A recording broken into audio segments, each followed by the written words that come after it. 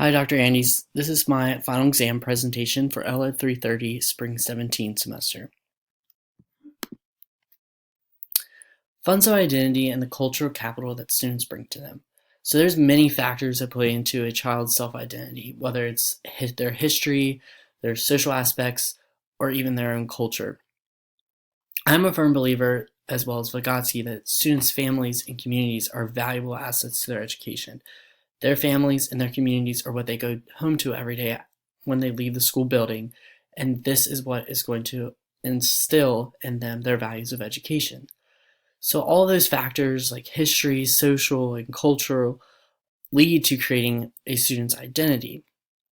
However, once this identity has been created for the student, that is what's going to give them a definition of themselves as to who they are. And it's going to allow them to express themselves in a way that they want to express themselves. And it's also going to give them just a better understanding of that history that makes them who they are, the social aspects that make them who they are, and the culture that they surround themselves in, and how that makes them who they are. Mini lessons. Teaching mini lessons are a very valuable component to education, in my opinion, as they are a great way to gain students' interest to one specific area in a focused amount of time. This semester, we were lucky to be able to work with three types of mini lessons, whether it was a comprehension skill, using mentor texts, or revising, or an editing lesson. I really enjoyed being able to teach mini lessons to my fellow classmates because it showed me that value that they actually persist in the classroom.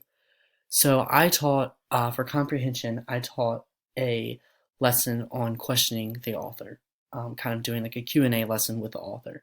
This strategy allowed for students to become more engaged through discussions and interactions within the classroom. What I enjoyed about this was that all the students were interpreting their own work, and they were able to construct like the meaning and wrestle with the different ideas that the author threw at them throughout the text, and they considered ways that the information connected to each other so that they could construct an overall meaning of the text. And it was amazing to watch my own classmates in 15 minutes do all of that just through a simple mini lesson. And then next, I taught a mentor, using a mentor text, I taught a lesson on finding a topic for writing. During this lesson, I used the mentor text Manfish, a story of Jacques Cousteau by Jennifer Byrne. And this text really helped readers choose a writing topic.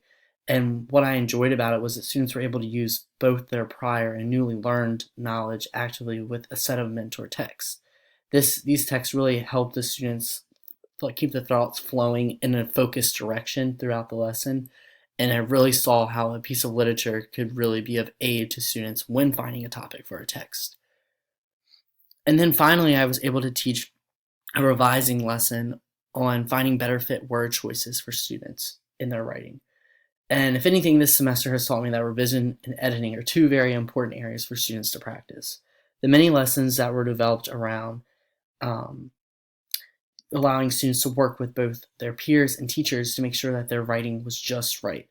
I chose to teach a lesson on using better fit word choices, as I said, and it actually came in great use within my classroom placement for the students and both the students in my course. This lesson taught me the value in students taking time to revise and edit their work. That, in fact, in my classroom, students struggled very heavily with taking time to revise and edit their work. Once they were done their writing, they were done, and they didn't want to go back to it. So I was actually able to use this exact mini lesson in my classroom to show them the importance of revising and changing out our words to make it allow the reader to really understand what you were trying to relate to them. Developing project-based instruction units within grades 3 through 6. So project-based instruction in grades 3 through 6 allows students to use their skills to gain knowledge while working with a central theme for an extended period of time. And this semester, I learned that project-based units engage students in their own learning while they're creating this project over an extended period of time. But I really enjoyed the aspects. This was probably like of the entire course, the aspect that I loved the most. Because it provides students with opportunities to accomplish great goals, but by building skills with one another to meet a central goal. It's really allowing them to work as a team and as a unit to create this great product at the end. And at the end of each project-based unit, there was some form of celebration for the students where they were encouraged to share their projects with their families, their schools, or even government officials in some instances. And I believe that these units give students a sense of accomplishment and pride in their work that they usually do not get enough time to have. It's usually, here's 30 minutes, here's what we need to do, here's what we need to accomplish, let's do it. Really, with this lesson, they're working with it, over an extended period of time, and they really get behind their work and they really get invested into it, and that was amazing to see. So I guess you can say after this semester, I'm a big advocate for project-based instruction. So developing and teaching integrated literacy. So I chose to put this picture that you're seeing here because it's so complex. There's so much that goes into developing and teaching integrated literacy, as you can see by this word jumble. And there are many ways educators can teach and integrate literacy into the everyday classroom. But in my opinion, I think it's important to make it engaging for every student, and that is key to me. Literacy development is made of many components, again, as you can see in this picture, whether it's composition, vocabulary, comprehension, fluency, or many of the other things. And these skills can often be difficult for some students to master efficiently.